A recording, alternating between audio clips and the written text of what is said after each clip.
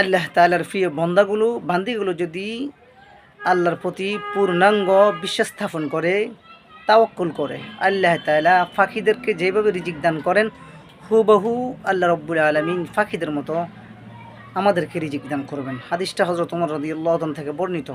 তিনি বলেন, عن عمر رضي الله تعالى عنه قال سمعت رسول الله صلى الله عليه وسلم يقول لو أنكم تتوكلون على الله حق توكله لرزقكم كما يرزق الطير تغدو خماسا وتروح بطانا أو كما قال النبي عليه الصلاة والسلام।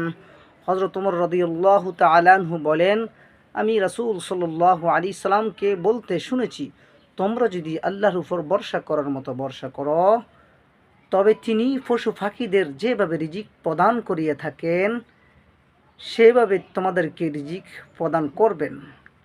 পাখিরা যেমন সকালবেলায় ক্ষুধার্ত অবস্থায় নিজের ঘর থেকে বের হয়, আবার সন্ধ্যাবেলায় নিজের ফ্যাটকে ভর্তি করে নিজের গন্তব্যস্থানে চলিয়ে আসে, তদ্রূপভাবে সকল ভাই বন্ধু যদি আল্লাহ পাকের বান্দা বান্দি যদি আল্লাহর উপরে আল্লাহ তাআলার উপরে পূর্ণাঙ্গ তাওয়াক্কুল করে বিশ্বাস স্থাপন করে পাখিদের মতো আল্লাহ তাআলা আমাদেরকে রিজিক প্রদান করবেন ইনশাআল্লাহ।